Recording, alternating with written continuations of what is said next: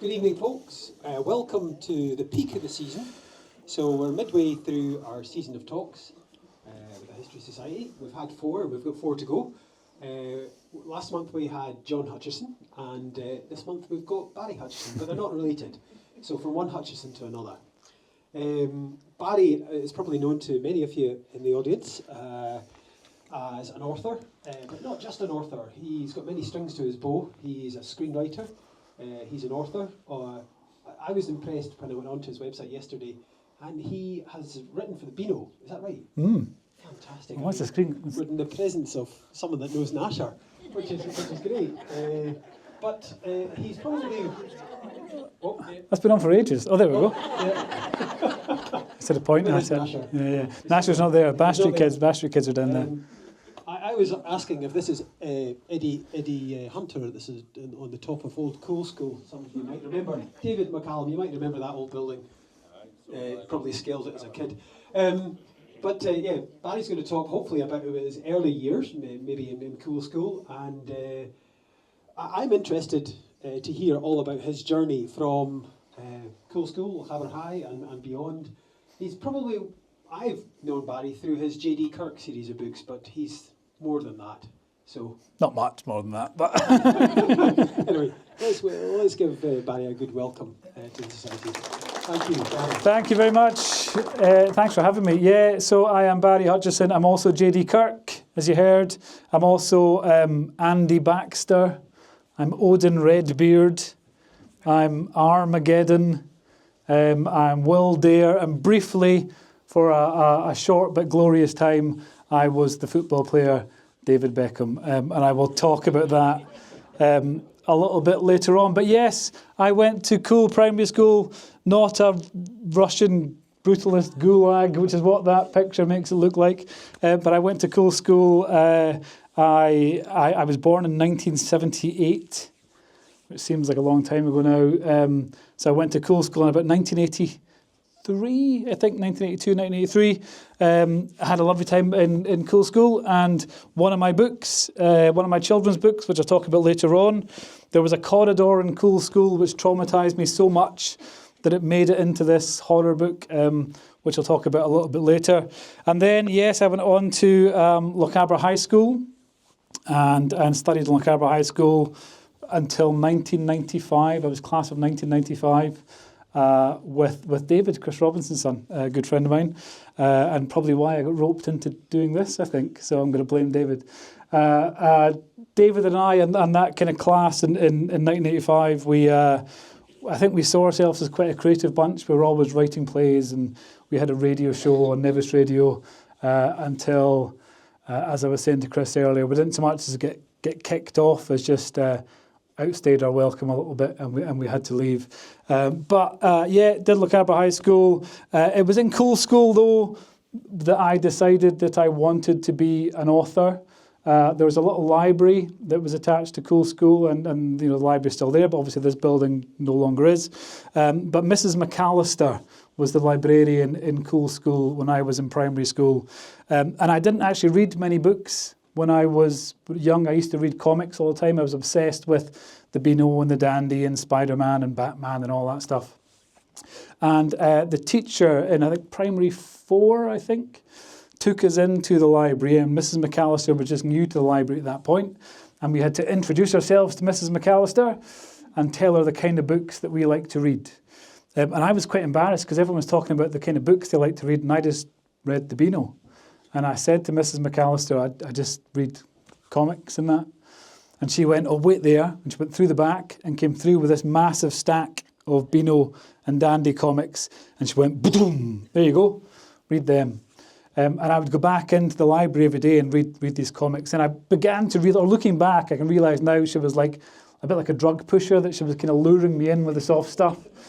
And then she would hit me with something a bit harder. So she would go, all right, you're reading a comic about robots. Here's a book about robots. And she would give me that, and I'd read the book. And then eventually she weaned me onto books. Well, I still read comics now, but she weaned me onto books. And I would go into the library and I would ask for a book on a subject. I'd say, I want a book about monsters. And she would say, here's a book about monsters. Or, I want a book about whatever, superheroes. And she'd find me one. And when I was about 9, For about a week, I became obsessed with ninjas. I don't know where it came from, but I was obsessed with the idea of black-clad Japanese people sneaking about doing martial arts. And I went to this small library in Cool and I said, where's the ninja section? I need a book about ninjas. And she said, we haven't got any books about ninjas.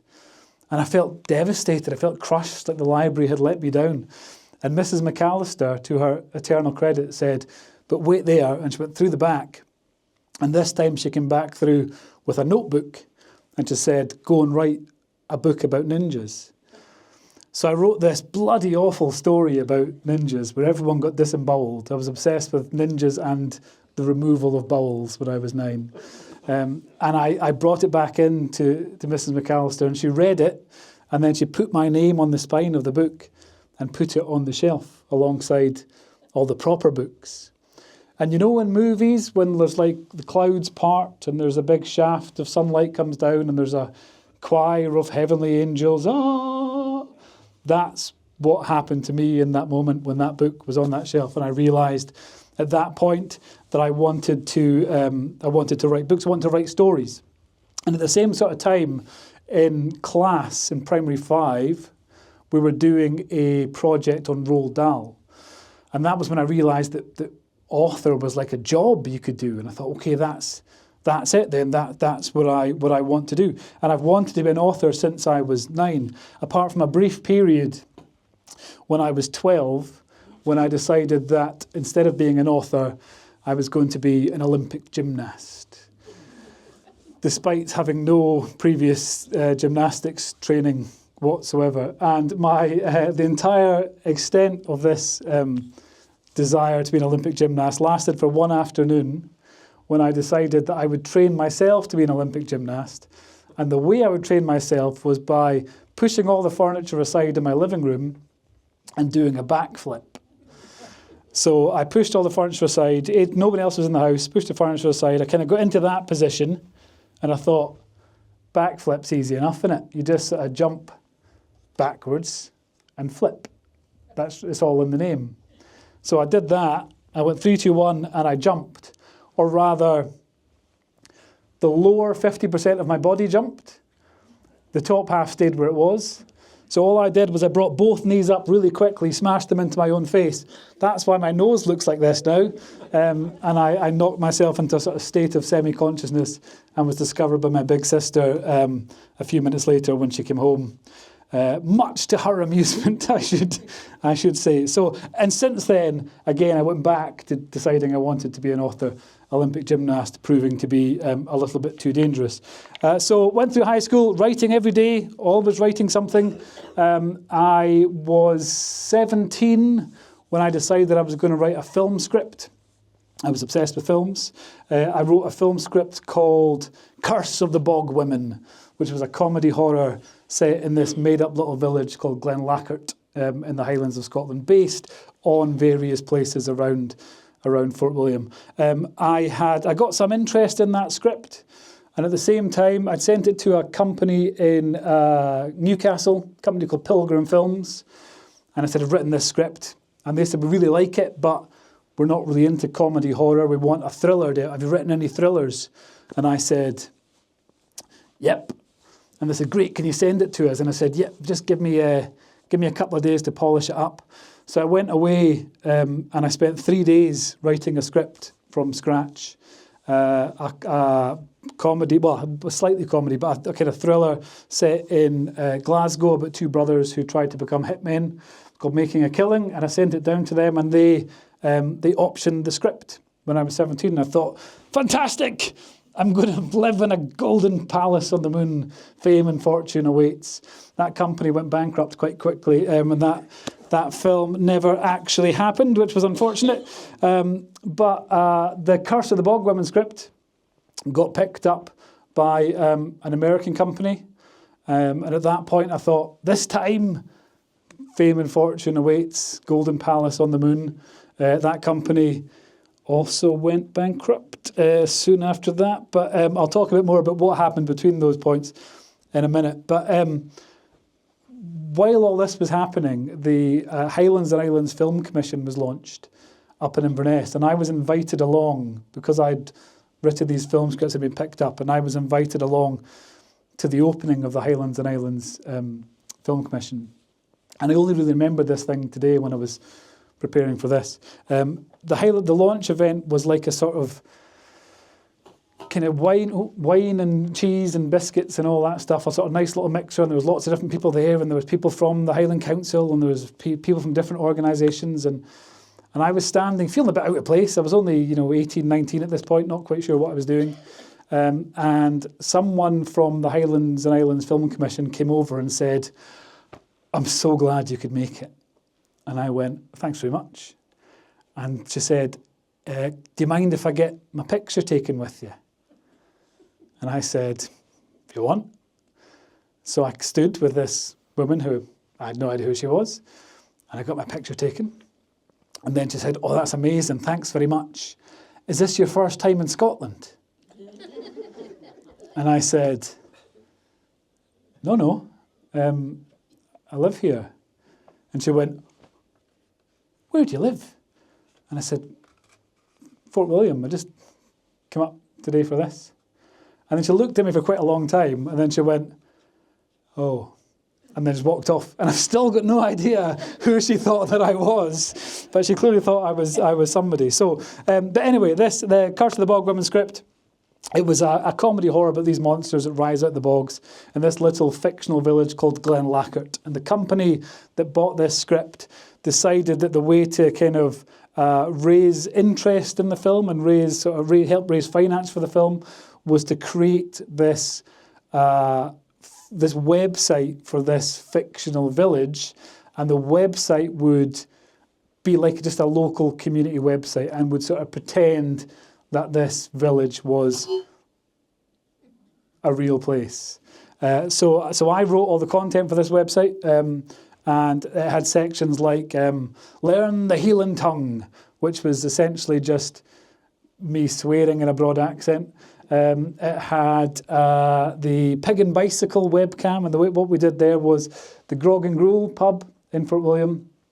Now, this was quite cutting edge, because this was like 1999, 2000, thereabouts, and we had a webcam in the pub, and so people in America or Australia or anywhere else in the world could log in and watch people drinking in the Grog and Gruel, and could buy them drinks with their credit card details in, and they would buy drinks for people in the pub, and the people in the pub could kind of write thank you and a sign and all that stuff. And so I'm not sure if it's even legal. I'm not sure you get away with that these days. And we had the other section that I quite liked was the haunted casebook of P.C. McClelland, because I had to create all these different kind of characters that.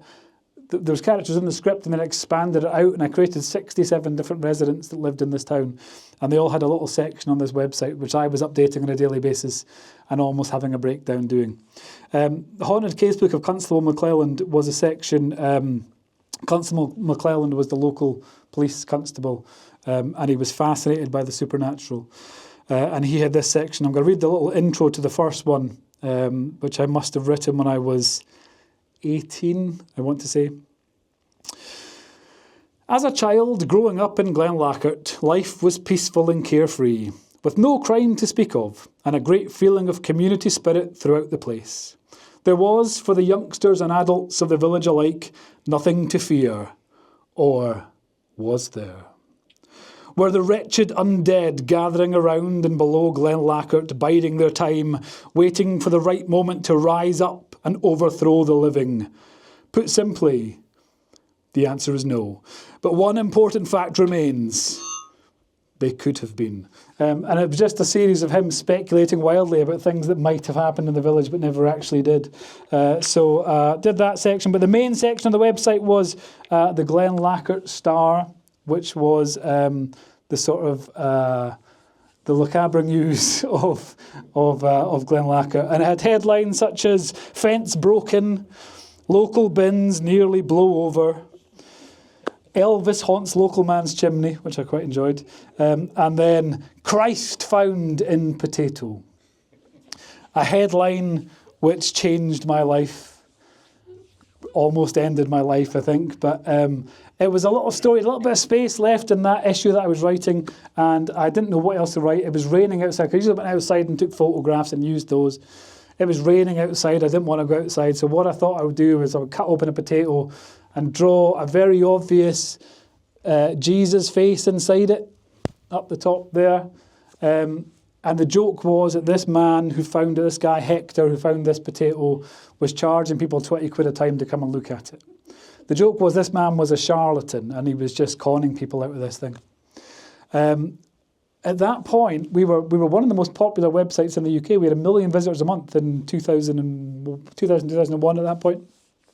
We were on the Highlands of Scotland tourist board as a real place because they got inundated with requests, people asking for how to get to Glenlacker. And they got really angry to start with, and then they got in on the joke as it happened. So that was quite nice.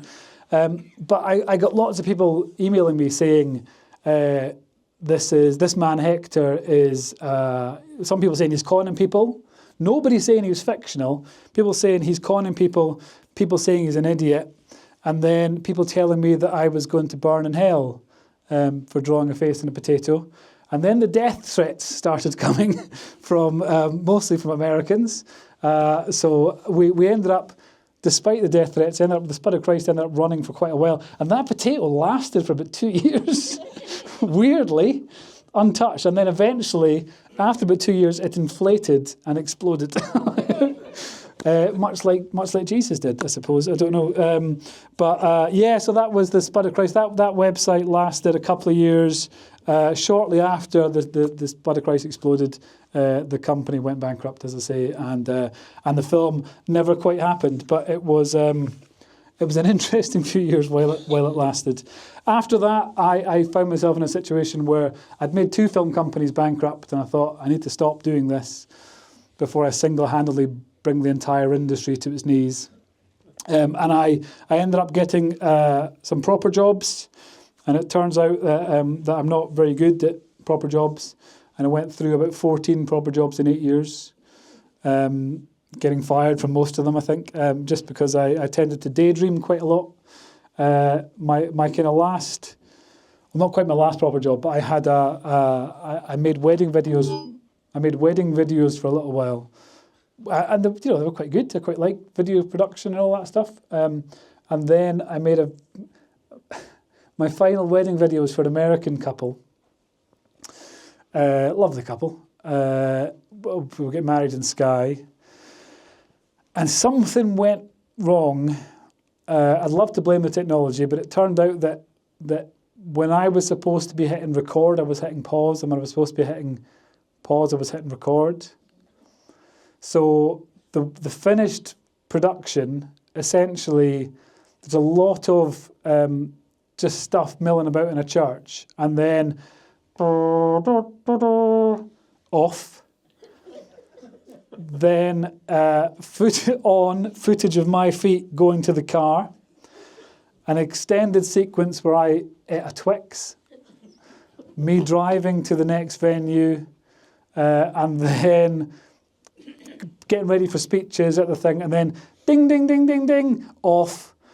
And then me heading to the car at the end of the night was the entire footage that was captured. So at that point, I stopped making wedding videos when I realised that I'd probably ruined this lovely couple's special day. They were very understanding, far more understanding than I would have been. My final proper job, though, I was working for the Highland Council. I was a shellfish sampling officer. And what that meant was I would drive around the area to areas where shellfish were being collected, and I would wait, and someone would come in a boat and give me a sample of that shellfish, and I would drive it down to a lab in Oban where it'd be tested to make sure it wasn't going to kill anyone, essentially. Very important job. A lot of sitting around in a van doing not very much. Some might say describes many council jobs. I don't know, but it certainly described mine. So while I was sitting there twiddling my thumbs, I decided I was going to start writing a book, and I wrote a children's book. This one up here, Invisible Fiends, Mr. Mumbles, the first book in my Invisible Fiends horror series, the first series that I ever had picked up. I wrote this in sort of 10, 15-minute snippets while I was waiting for boats to come in. And when I had no idea what to do with it, really, I hadn't really thought about what I was going to do with this book. And then I saw an article in the Lochaber News that was talking about some literary agents from Edinburgh who were up in Inverness and were doing an event, and people could come along and hear them talking about how to get your book published. And unfortunately, I was reading the Lochaber News from the week before and I had missed the event entirely.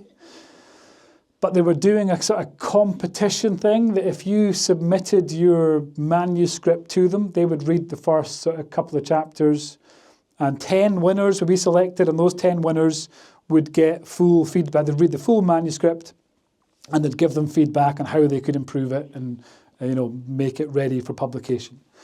So I sent it in, and after about 3 weeks, one of the agents phoned me up and said, "Would like to remove you from the competition," which I thought meant the book was so awful and they hated it that much that they were actually going out of their way to contact, rather than just not mention it, they were going out of their way to contact me and tell me how much they hated it.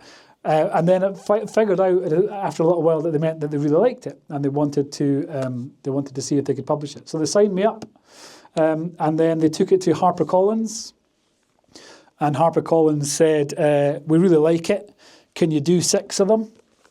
And I said, "Yep." And they said, "Can you give us the outline for the next 5 by 2 o'clock this afternoon, because we've got a meeting about it?" And I said, "Yep." And I wrote the outline for the next 5 books, and then HarperCollins came back and said, "Yeah, we're going to do 6 of these." So we did six of these books. They're a horror series about a boy called Kyle Alexander, named after my son. And he has an imaginary friend when he's 4 called Mr. Mumbles. Mr. Mumbles is a nice little guy, very friendly, just mumbles all the time because of a speech impediment. But as Kyle grows up, he starts to forget about him.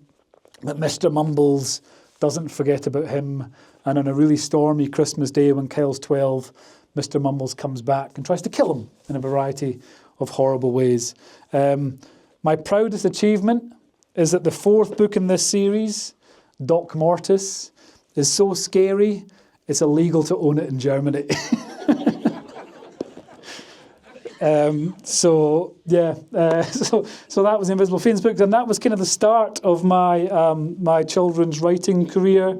The first book, Mr. Mumbles, won the Royal Mail Award for children's books, and then the next series I did for HarperCollins, the first one was The 13th Horseman, and that won the Scottish Children's Book Award, and won a few other awards for them over the years. So that was lovely.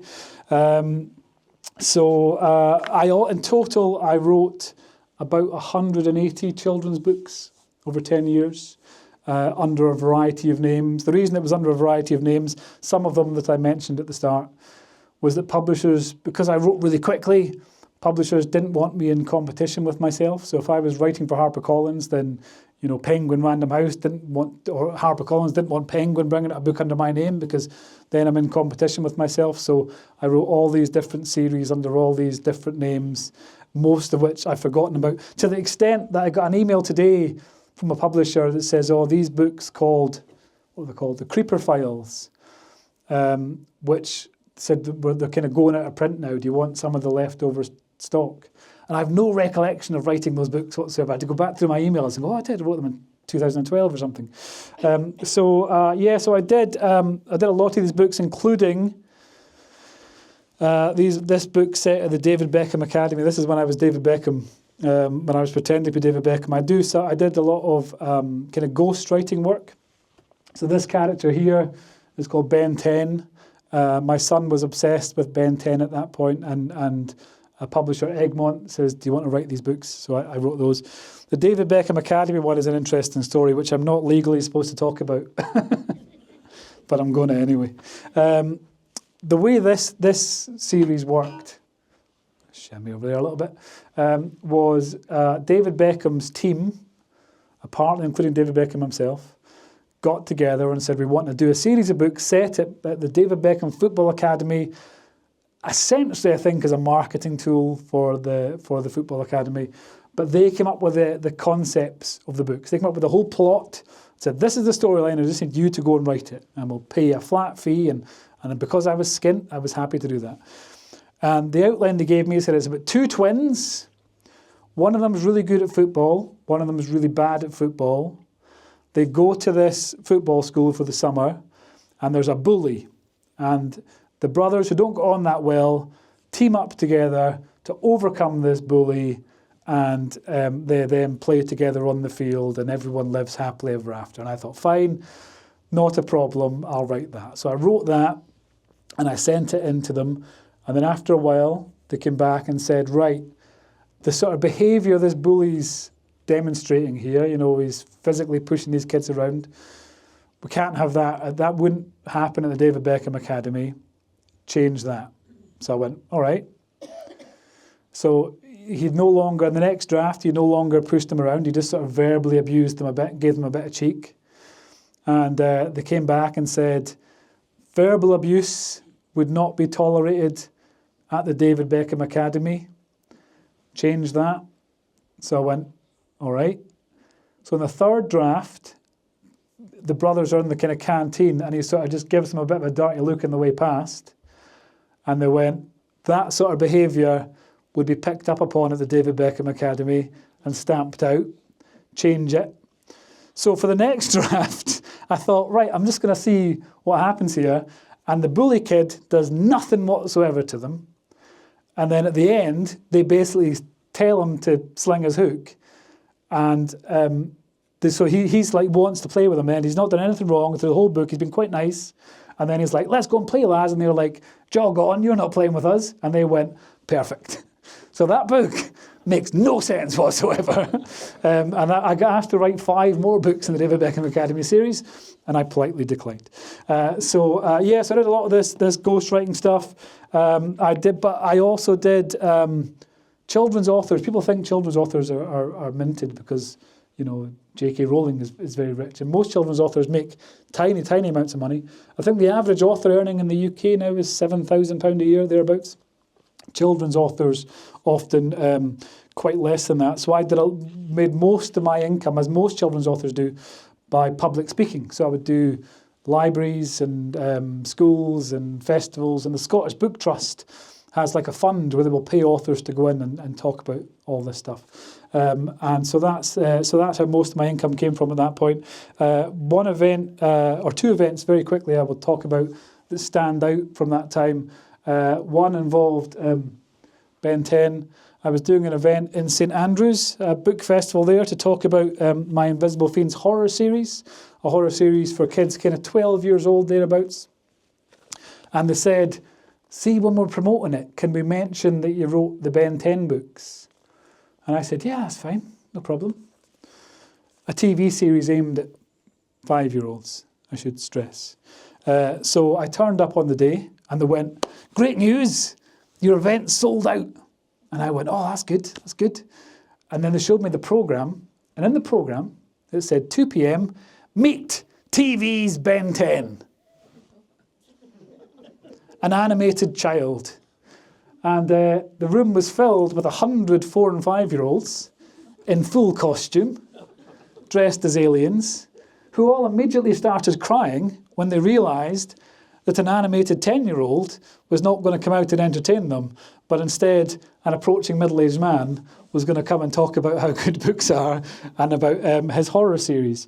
So that event didn't end particularly well. But I think my worst event I ever did, and my most memorable event, was at the Manchester Creative and Media Academy. I was on tour with the Scottish Book Trust. We couldn't find it to start with, and then we looked on Google and found it, and the person in the back seat from the Scottish Book Trust says, oh, it's the worst performing school in Manchester. And for truancy, it's the worst in the UK. And I goes, oh, well, that's not promising. We turned up, we got to the front door of the school, and there was a teacher out there trying to light a cigarette. Like that. And I thought, again, not filling me full of hope. We got, and this school was amazing though. It had a state of the art, it had its own cinema. We were talking like this in a cinema. It had all these seats, it had kind of 200 seats, and it was the equivalent of third years that were getting brought into us, year 10 or something like that, I can't remember. The equivalent of third years anyway. And the deputy head was there, this big surly man, red-faced surly man. He said, this lot are the best of the best. They've not had an incidence of truancy since half term. And I went, well, that's great. And then I thought, hang on, it's Thursday. They only came back on Monday. But so they were letting them in, and they were letting them in one at a time. And he was literally going, "You better behave in there. Do not show us up. Get in, just get in." And there were so every kid, there was 200 kids, one at a time, getting a warning, put at the back. So half an hour after the event was supposed to start, the room's half full. And there's literally kids smoking up the back of the room as this guy's going, "Right, don't you let us down, get in." They were all kicking off, they were like chucking chairs, like it was going mental already. And the guy from the Scottish Book Trust said, can we just get them in and hurry it up? So the head teacher, assistant head, got them in, got them all sat down, and says, "Right, this author is disgusted at you lot." And I'm like, "No, please don't say that. Please don't say that." All of them turned to glare at me at the same time, like, "Oh, you're dead." And he says, "Right, and I don't want to hear a sound when this author's talking." And someone went, "Okay, sir." And he said, "No, not another word from anyone." And the guy went, "Sorry, sir." And he went, "Right, the next person that says anything, everyone's getting detention." And at that point, 200 kids all started coughing at the same time. And the assistant head went, "Right, I'm going to get the head teacher. I'll be right back." And he walked out. And so I'm kind of standing there going like, do I start now? What do I do? And I was about to start, and this woman came in, and she was maybe, I'd say about 5'2", and she walked in and said, I'm just going to quieten them down for you." So she walked to the front of the room, and she put her hand up like that. And I've seen primary school teachers, do that. And all the kids see the teacher's got her hand up, and they all raise their hands. So she did that. 200 teenagers completely ignored her. She stood there for about a minute and then went, "Good luck," and left. That was it. So about 10 minutes into that event, one of the kids tried to punch me unconscious, and the Scottish Book Trust just folded down her equipment and said, "Let's leave," and we ran. So that was, events were a fun part of being a children's author. I'll talk over here, I did some TV stuff. Again, quite randomly. Most of my career I have randomly fallen into, I have realised. August 11th, 2011, my daughter, who was 2 at the time, was obsessed with a thing on TV called The Bops. And The Bops were 2 middle-aged men called Keith and Stan, and they played guitar, they wore kind of bright, colourful outfits, and they sang these little songs. And my daughter every time they called my daughter was hypnotised by these guys. And I always felt, because I had to get up with her in the morning and we'd watch it, and it'd be like, they'd pop up for like 2 minutes and ad breaks and stuff, and she was just obsessed with it. Have to rewind it and watch it again, rewind it and watch it again. And I found them slightly unsettling. There was something slightly creepy about the Bops that I couldn't quite put my finger on. And I randomly tweeted one morning, "There's something worrying about the Bops, especially Keith." There was one reply to that tweet, and it's from Keith from the Bops. And he said, "You're right. I am really unsettling." And I felt really bad, I felt really guilty about it, because I was like, "Oh no, he's actually seen this. He's a real person. I forgot about that." And we started kind of chatting, and I ended up, his son was 13, so I sent his son a load of books, and him and Stan made a video for my daughter, and wrote her a song and did all that, and it was lovely. And then he mentioned that he was producing a TV show called Bottom Knocker Street, starring Phil Jupitus, the comedian. And said, "Do you want to try writing an episode for it?" And I thought, well, I'll give it a go. And I wrote an episode for it, and then they said, "Right, do you want to write 37 episodes for it?" And I went, "Yeah, all right, I'll give that a go. It's fair enough." Ironically, so I only wrote half the series, but ironically, they half went bankrupt because they had like 3 million quid to make this series. And then at the last minute, like their main investor took out 2.1 million, and they were left with £900,000. And they weren't, ITV had given them that, and they were like, "Well, we should just cancel the whole thing, but let's try and make it for £900,000. And it really shows when you watch it on TV. It really shows that they didn't have much money, and we had to kind of lean into it. So there's bits that they could only afford Phil Jupitus for half the time. And he's like the villain in the series. He's sort of the main character. And there are literally scenes when you see him from behind, and he's clearly just a watermelon with a wig on, because we couldn't afford to have Phil Jupitus. And then there was a couple of times I thought, well, let's really lean into it. So it cuts back to Phil Dupuis when he is just a watermelon with a face drawn on, and then it cuts back to the other characters, and they're kind of, looking at the camera, slightly embarrassed that this has been cut out. So it ended up being quite a fun thing to be involved in. But again, just randomly sort of fell into it. The TV stuff is a weird world, the TV stuff. So the Invisible Fiend series was picked up by an American production company, and I was flown over there, and they were going to pitch their idea to me. Now, in this book, so the main character, Kyle, named after my son, is a lovely little lad. It starts off Christmas Day when he's at his grand's house. And Mr. Mumbles is this 7-foot-tall monster with his mouth sewn shut. And he's the villain. So this American production company said, look, here's our pitch. So Kyle's no longer 12. He's 18. It's like, okay, that's fine. It's a scary series. You want to make it older. So it doesn't open in his nan's house. It opens with him having violent gay sex in a motel, and then he robs the guy and leaves him for dead. And I was like, right, that's quite different, isn't it? That's, it is based on my son. It's based on my lovely son, who's and it's also quite Christmassy, the opening. Something just fallen off there. I don't know just broke my thing. It's quite a nice Christmassy opening. It doesn't really, this sort of happening in a motel doesn't feel quite. And they said, that's fine, don't worry about it. Mr. Mumbles is no longer the villain. He's a comedy sidekick. And I went, all right, okay. They said he's not a big, tall guy anymore. He's an intangible gas. And I went, right. How does that? How can he be a comedy sidekick if he's an intangible gas? And they went, we don't know yet. I was like, at that point, I was like, yeah, okay, do what you want. Are you still going to pay me the money? And they went, yeah. And I was like, that's fine, don't care. But weirdly, company also went bankrupt. So that never happened either. I also got into writing comics. I kind of went full circle with the comic stuff. Like I say, I loved reading the Beano. I'd done a few comic things, and I decided I was just going to email the editor of the Beano and said, can I write for the Beano? And they wrote back and said, no. So I emailed them again and I said, please. And they went, all right. And I wrote 200 issues of the Beano. I wrote characters like the Bash Street Kids, which was kind of my favourite to write. I wrote Banana Man, Nasher and Nipper, Dennis's dogs. I didn't get to write Dennis. He's protected. Ball Boy, despite having no knowledge or interest in football whatsoever.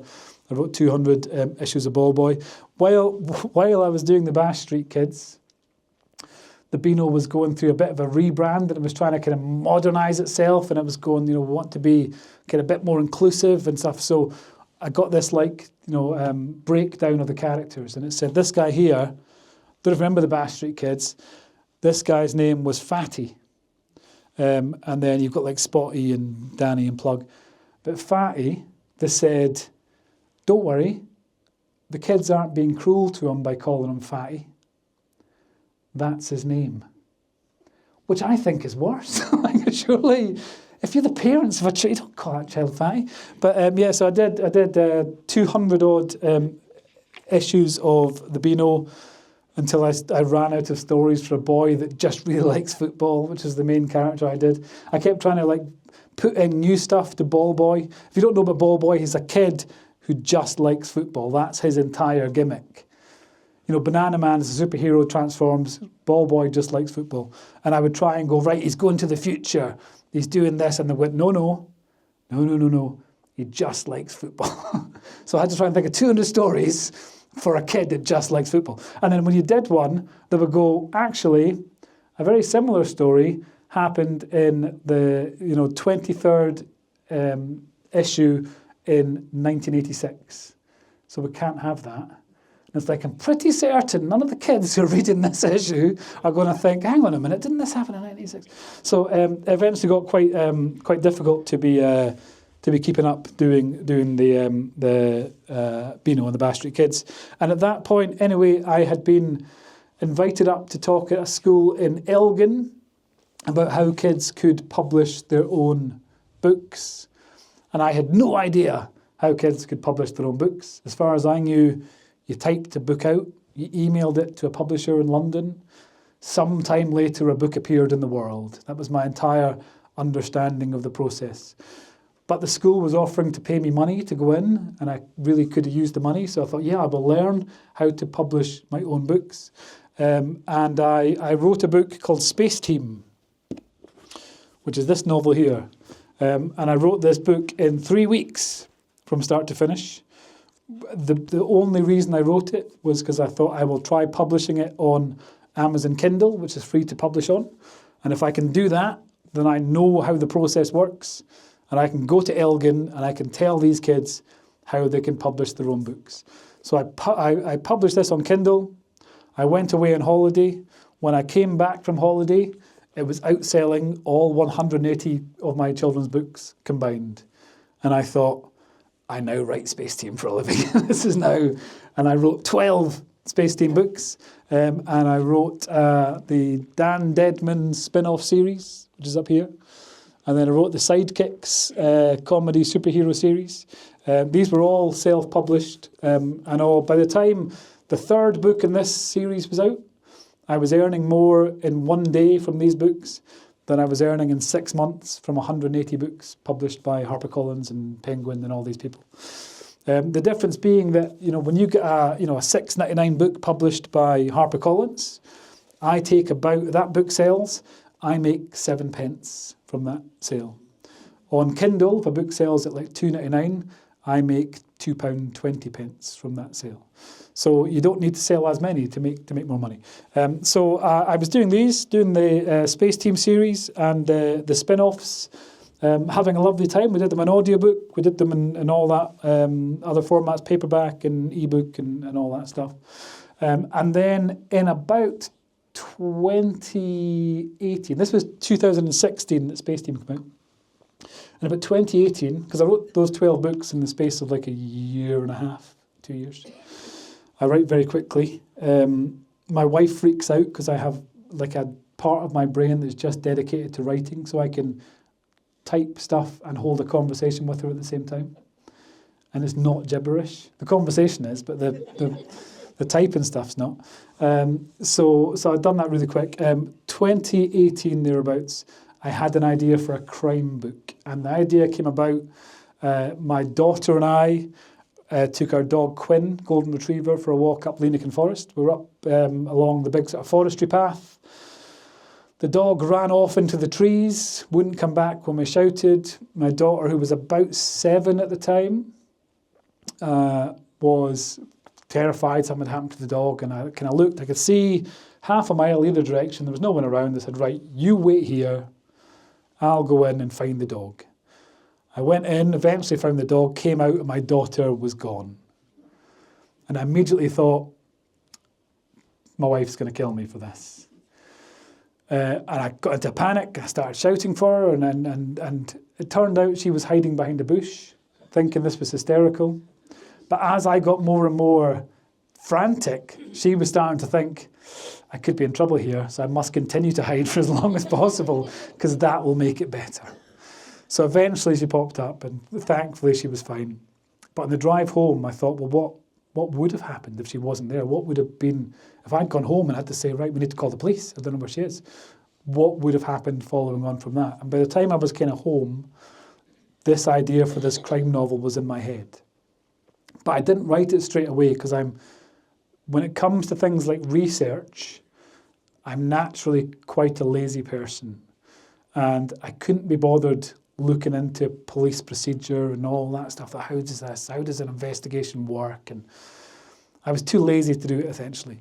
And then in 2019, early 2019, I had a bit of an epiphany when I realised that police procedure is really tedious. And no one actually wants to read about police procedure, because police procedure on a missing person thing is knocking on 200 doors going, have you seen them? And that's it, essentially. And no one's interested in that. So I thought, well, if I can just write this story with a small team, and if I can chuck in a few acronyms here and there that make it sound vaguely convincing, then people will hopefully go along with it. And I wrote the first book in a couple of months. Litter of Bones. It came out in 2019. It came out in May 2019, I want to say. And within a week, it was outselling my entire Space Team series 80-1. And I thought, I now write crime fiction. The reason I changed my name with this one, I became JD Kirk, there were a couple of reasons for that. One was I didn't want kids who'd been reading, you know, all the kind of fun stuff, you know, the shark-headed bear thing, to then go straight into, you know, child abduction and murder and all that stuff. So I thought, well, I'll use another name. And I also wanted plausible deniability in case it was awful and everyone hated it. And I could pretend it wasn't me. I could just go, we shall never speak of that again. So thankfully, people enjoyed it. By the time the third book came out, I owned up to the fact that I was JD Kirk. And the 20th book in the series, Killer of Influence, just came out in September. So came out in a nice hardback edition. So there are 20 books in the DCI Logan series. There is a spin-off series about a character called Robert Hoon. Now, Robert Hoon appeared in, I think, in book 2 of the DCI Logan series onwards.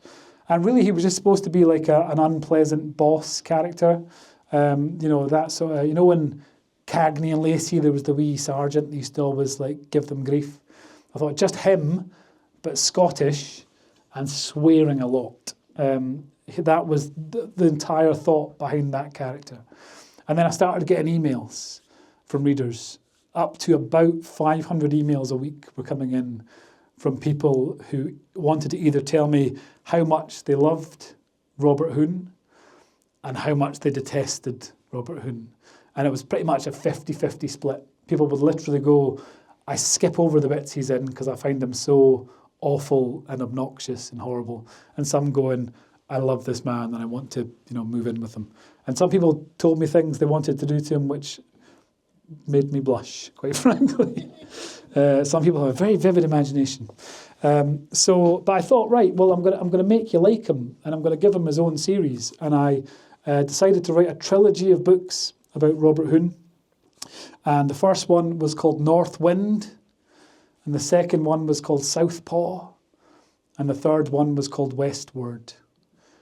And it was my son who said, you can't not have a fourth book. You can't have North, South and West and not have an East. And I went, yeah, that's a fair point. And I had no idea what the fourth book was going to be. And then I went Christmas shopping in Inverness. And I thought, Eastgate. Perfect.